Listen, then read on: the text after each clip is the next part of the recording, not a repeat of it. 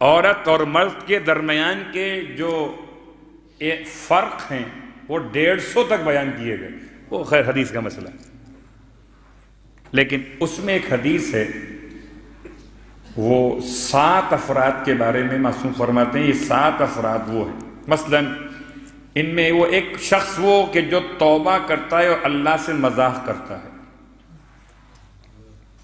ایک شخص وہ جو رزق مانگتا ہے اللہ سے مگر مذاق کرتا ہے، یہ کون ہے؟ جو توبہ کرے گناہ نہ چھوڑے، رزق مانگے محنت نہ کرے۔ ان میں سے ایک قسم افراد کی وہ ہے کہ جو ظہور امام میں جلدی کی دعا مانگے اور تیاری نہ کرے۔ صلوات پڑھے محمد و آل محمد۔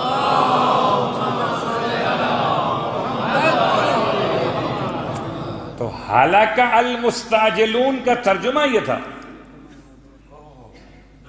تو اس کا مطلب کیا ہے کہ اگر عباس علمبردار کو المستعجل کے نام سے پکارا جاتا ہے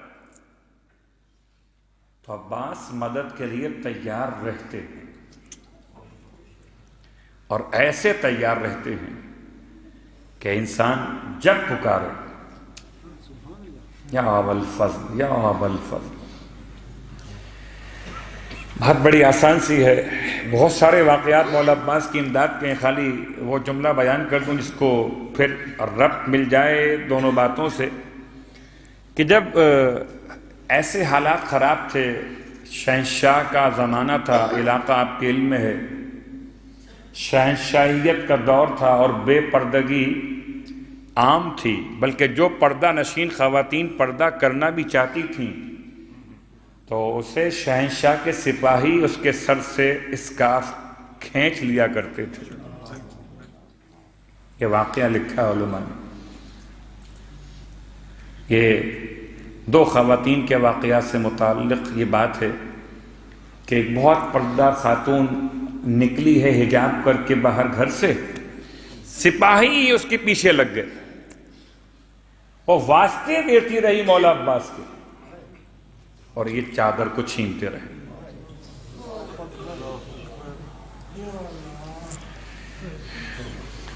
وہ واسطے دیتی رہی مولا عباس کے، اور یہ چادر کو چھینتے رہے۔ چادر چھین لی، اور چادر چھین کے پھر کہتا ہے مذاق اڑاتے ہوئے، کہاں ہے تمہارا عباس؟ بلاؤ۔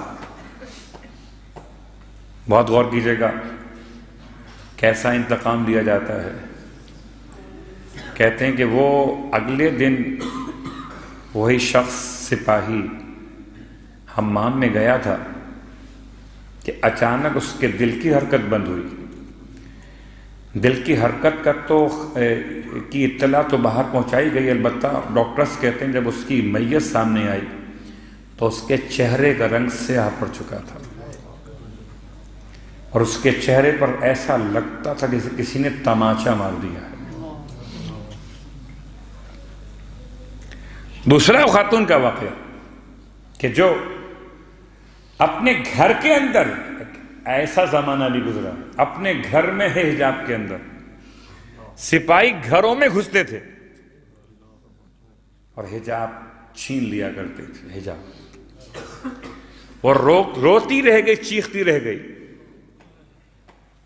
مگر حجاب سپاہی نے چھین لیا۔ واسطہ دیا عباس علمبردار کا۔ پردے کا محافظ کون؟ عباس۔ اور ایسا محافظ کہ سپاہی چادر چھین کے لے گیا، ابھی پہنچا تھا اپنے اس دوسرے مقام پر جہاں اس کی ڈیوٹی تھی، کہ اس کی گردن پہ کسی نے ایسا ہاتھ مارا کہ زمین پہ گرا اور واصل جہنم ہو گئی۔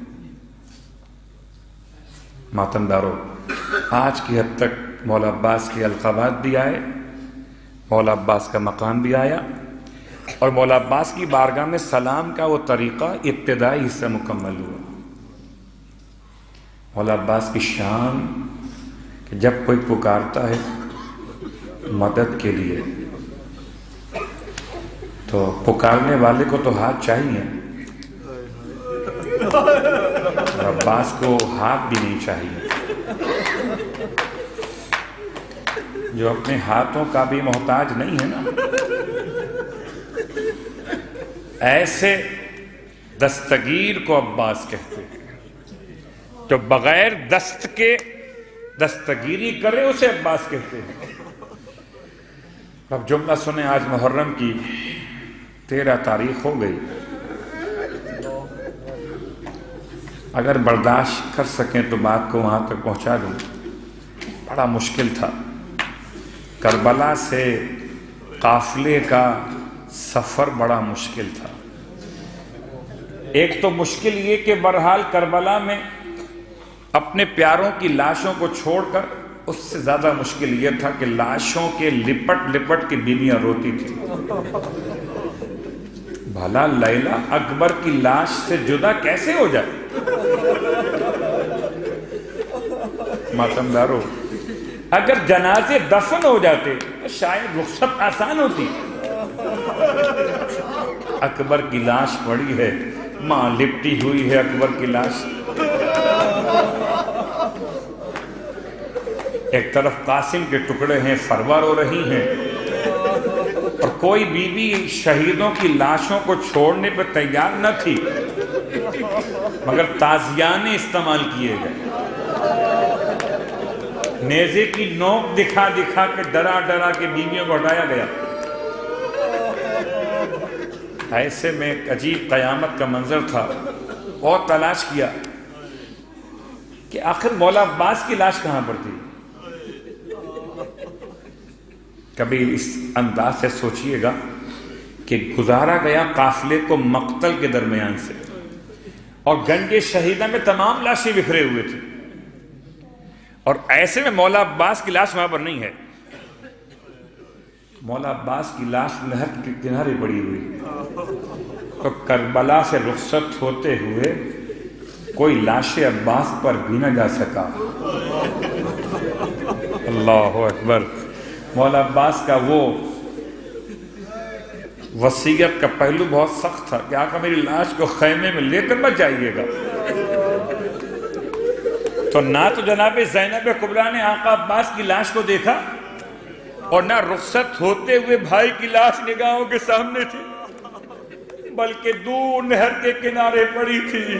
البتہ مقتل سے گزارا گیا لاشوں کے درمیان سے، وہ قیامت خیز منظر کافی تھا۔ ارے جب حسین کی لاش کو دیکھا، زینب کی زبان پہ جملے آئے تھے، واہ محمدہ صلی علیکہ ملیک السماء، نانا رسول خدا۔ ارے آپ پر تو آسمان کے ملائکہ درود پڑھتے تھے، وَهَذَا حُسَيْنُ کا، یہ آپ کا حسین ہے، مرمل بالدماء مقطع الاعضاء۔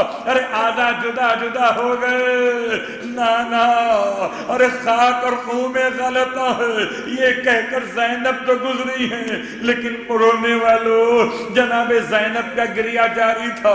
جناب رباب کیسے جملہ زبان سے ادا کرے؟ ارے پورے قافلے میں بیویاں ساتھ ساتھ ہیں، اپنے وارث کی لاش کو دیکھا، خاموش جملے استعمال کیے، گزر گئی لاش حسین کو دیکھ کر۔ سمجھ میں نہیں آتا تھا کہ رباب کی زبان پہ کیا جملے آئے ہوں گے۔ البتہ بعد میں روایات مقتل نے بیان کیا کہ قافلہ کربلا سے شام تک گیا، جہاں کہیں سایہ دار جگہ بھی مل جاتی تھی، رباب سائے سے نکل کے دھوپ میں بیٹھ جاتی تھی، یہاں تک کہ جب قافلہ مدینے واپس پہنچ گیا تب بھی یہی معمول رہا۔ سمجھ میں نہیں آتا تھا کہ رباب کے اس عمل کا مطلب کیا۔ نہ تو ٹھنڈا پانی پیتی تھی اور نہ سائے میں بیٹھتی تھی۔ ایسے میں مدینے میں بہت سخت گرمی ہے، کہتے ہیں جناب زینب کو جناب رباب کی حالت بیان نہیں ہو سکتی۔ کیا رباب کی حالت ہو گئی تھی، دھوپ میں بیٹھے سال بھر، اس کی حالت کیا ہو جائے گی۔ آئے رباب دھوپ میں بیٹھی ہیں. جناب زینب رو کے کہتی بیٹا سجاد کہیں میرے بھائی کی نشانی ضائع نہ ہو جائے, اب تو ماں کو سائے میں لے آؤ, سال پورا ہو گیا. امام سجاد آگے بڑھے, ماں کے پاس پہنچے, ماں سے کہتے ہیں اماں سائے میں چلیے. اماں سائے میں بیٹھ جائے گی, اب تو سال پورا ہو گیا کربلا کے واقعے کو.